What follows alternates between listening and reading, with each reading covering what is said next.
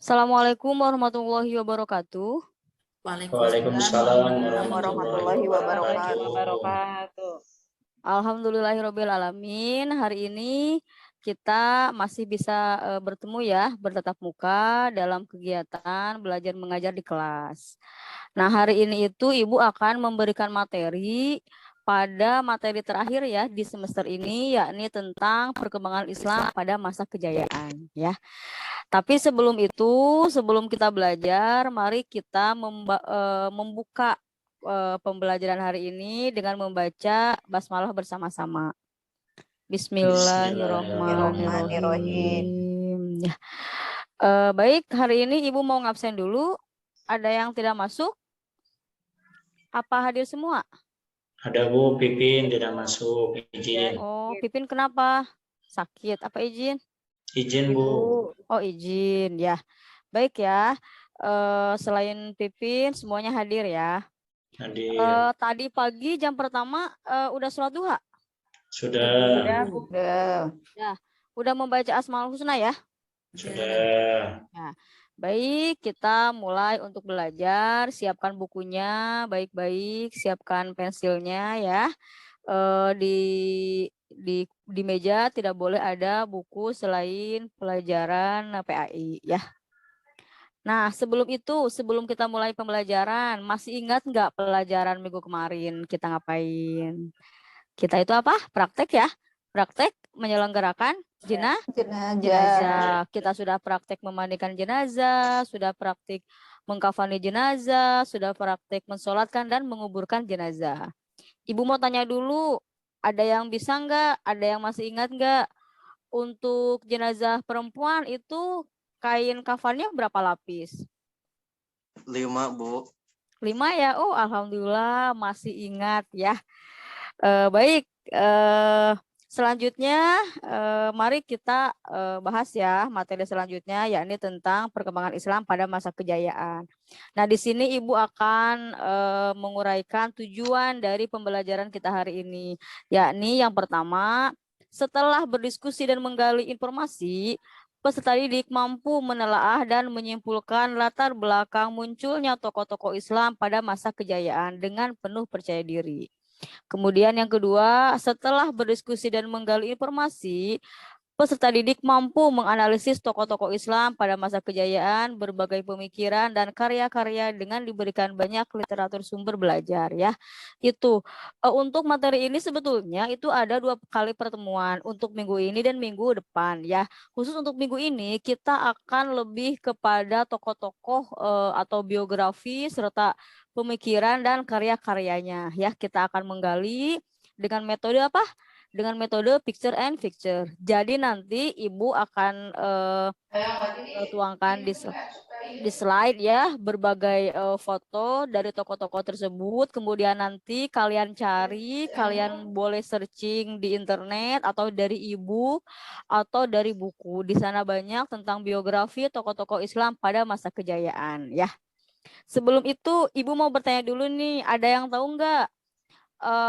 Kira-kira apa sih faktornya yang menyebabkan Islam itu dulu kita pernah maju? Siapa?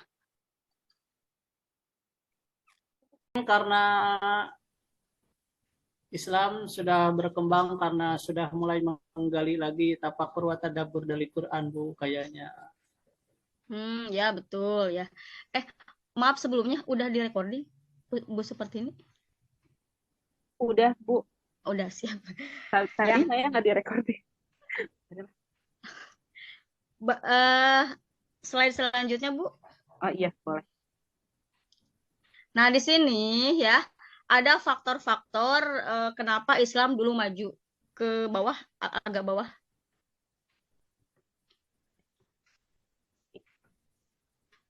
Di sini ada faktor internal, dan ada faktor eksternal ya, yang akan kita bahas. Agak bawah dulu, Bu.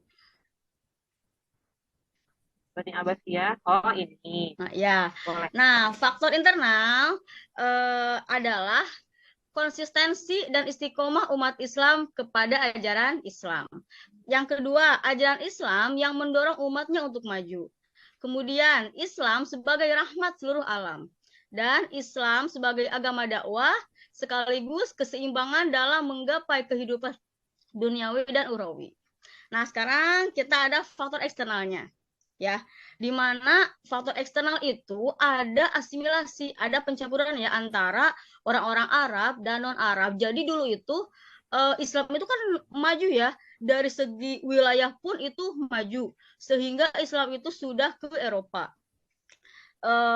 Maka dari itu bercampurlah antara orang Arab dan orang non-Arab. Nah, salah satunya itu di sini ada pengaruh dari Persia, yakni dalam bidang pemerintahan, perkembangan ilmu filsafat dan sastra. Kemudian ada dari pengaruh Yunani, ada dari ilmu-ilmu filsafat. Kemudian salah satu penyebab kenapa dulu Islam maju, yakni adanya gerakan terjemahan, gitu ya. Pengaruh dalam bidang terjemahan terutama di bidang astronomi, kedokteran, filsafat, kimia dan sejarah, gitu ya. Nah, di sini Ibu ingin dalam pelajaran ini Ibu ingin memakai metode Victor and Victor, di mana di sini itu nanti Ibu akan tampilkan ya tokoh-tokoh siapa aja nih yang berperan, yang berpengaruh, yang muncul pada masa kejayaan Islam ini, gitu ya. Dan tidak lupa ya, dalam masa kejayaan Islam ini ada dua kerajaan, yakni dinasti Umayyah dan dinasti Abbasiyah, gitu ya. Silakan slide selanjutnya. Di sini Ibu akan memperkenalkan tokoh-tokoh ilmu filsafat, gitu ya. Yang pertama ada Al-Kindi, kemudian ada Al-Farabi, ada Ibnu Bajjah, ada Ibnu Tufail, ada Ibnu Sina, ada Al-Ghazali, dan ada Ibnu Rushd. Jadi tokoh-tokoh ini banyak ya. Silakan ke bawah lagi, ada tokoh bidang kedokteran, kemudian ada tokoh bidang matematika, kemudian ada bidang astronomi, kemudian ada ilmu tafsir, ada ilmu hadis, dan ada ilmu seni dan ukir. Ya, nah di sana kan itu banyak ya tokoh-tokoh Islam.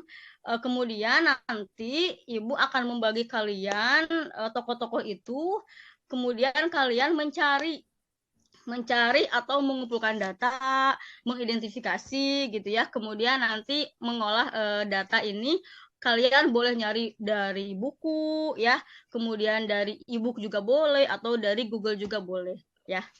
Baik ya, sekarang Ibu mau bagi dulu ya. Untuk yang pertama, Nden ya. Nden itu kebagian Al-Kindi. Silakan ya, tulis Al-Kindi. Kemudian Bu. Tita. Yang ditulis apanya tadi, Bu? Tokohnya Al-Kindi ya. Kemudian nanti mencari tahu, mencari informasi, mencari data tentang seputar Al-Kindi, baik itu biografinya, pemikirannya, maupun karya-karyanya ya. Baik, Bu. Kemudian yang kedua, Tita kebagian Al-Farabi ya. Nurmi kebagian Ibnu Bajjah ya. Kemudian Supartini kebagian Ibnu Tufail. Kemudian Hasan Ibnu Tufail. Oh iya. Kemudian Hasan kebagian Ibnu Sina. Kemudian Hermanto kebagian Al-Ghazali. Subhan Ibnu Rushd ya. Kemudian Vivin itu Jabir bin Hayyan. Abdul Aziz, Hunain bin Ishaq, dan Lukman Tabi bin Quro. Silakan, sekarang Ibu mau membagi atau memberikan waktu ya, sekitar 5 menit. Kalian silakan mencari informasi seputar tokoh-tokoh Islam pada masa kejayaan.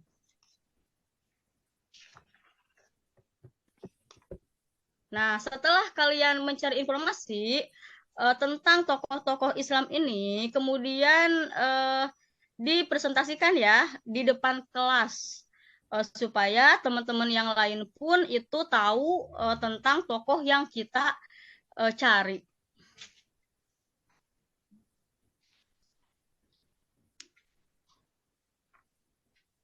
Sudah semuanya? Sudah bisa? Sudah dapat ya? Ya.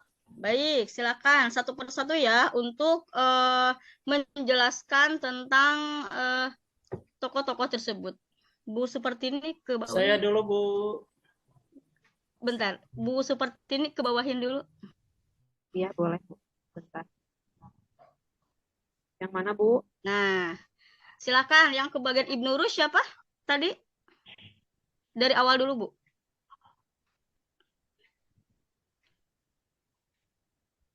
Ibnu Rushd.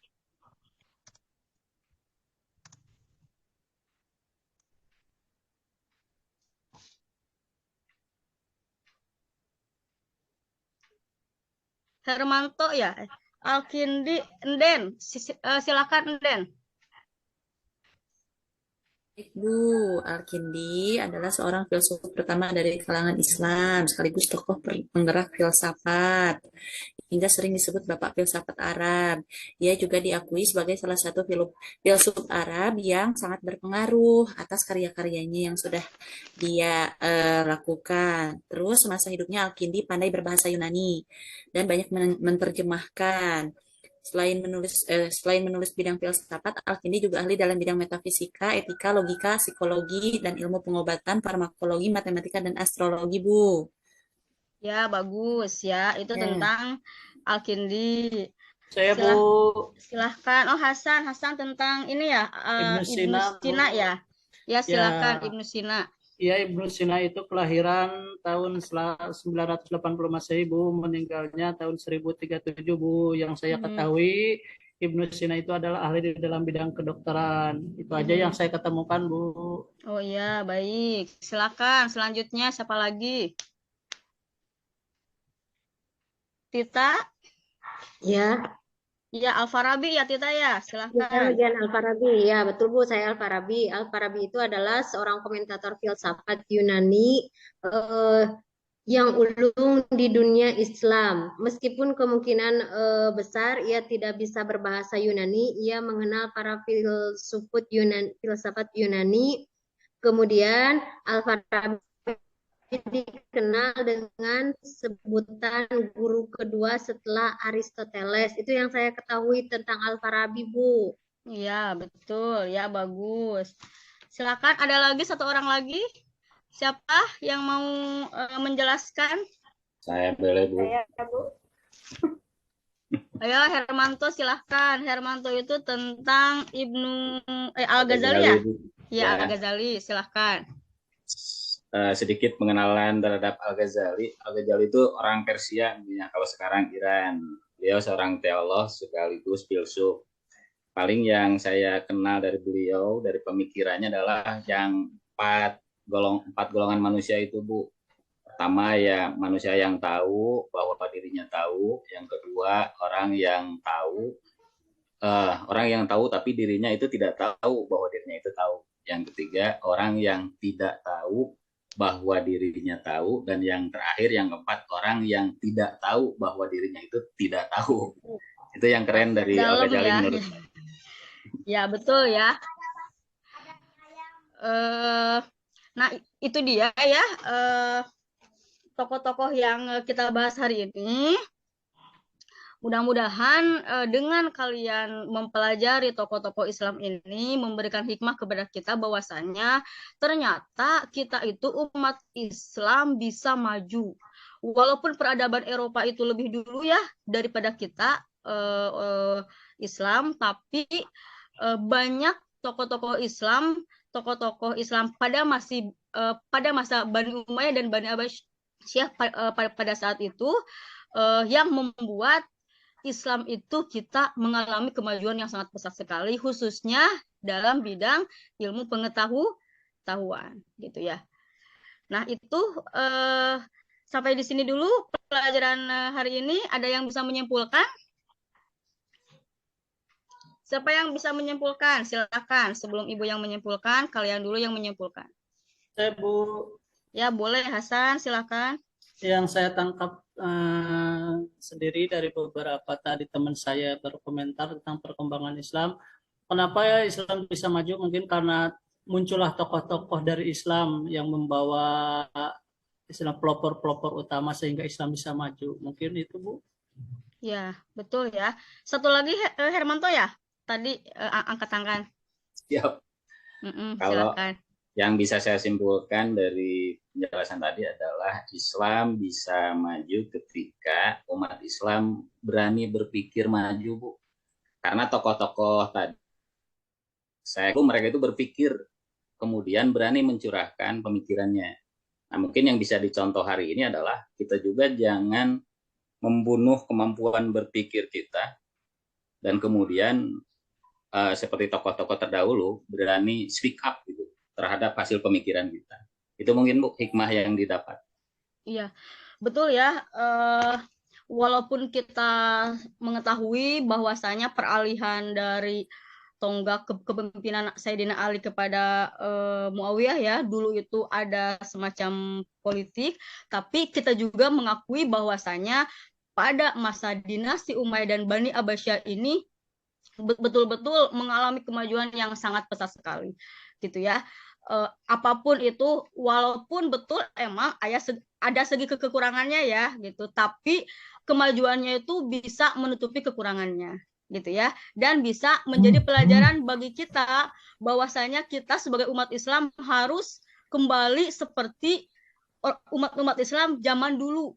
Jangan sampai kita itu hanya menggeluti agama saja gitu ya, tapi menjadi ahli kedokteran, menjadi ahli astronomi, ahli matematika gitu ya, karena ilmu itu tidak hanya sebatas hanya ilmu agama saja. Apalagi ilmu kedokteran, umat Islam itu perlu menjadi dokter gitu ya, supaya ya kita bisa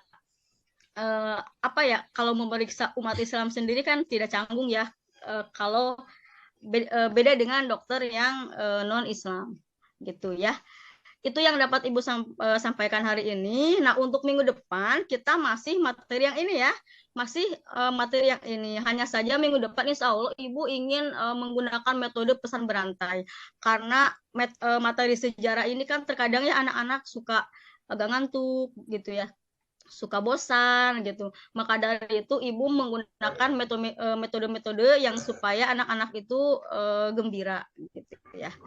Nah, untuk penilaiannya, untuk latihannya, untuk tugasnya, untuk minggu depan, silakan kalian buat bagan ya, peta konsep. Di sana mulai dari nama Ibnu Sina, pemikirannya, dan karya-karyanya. Siap ya? Baik, Bu. Tugas yang barusan itu dipeta konsepkan, kemudian nanti dikirimkan ke Google Classroom.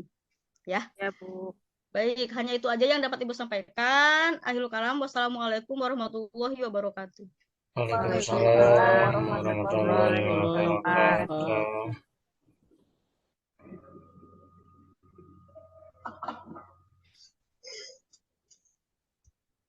Baik, Bu Lina, monggo Pak Abidin. Lajengan mohon, Pak. Baik, tadi Ibu tentang sejarah ya. Memang sejarah itu butuh trik khusus barangkali untuk mengajarkan dan menghidupkan zaman dahulu kala.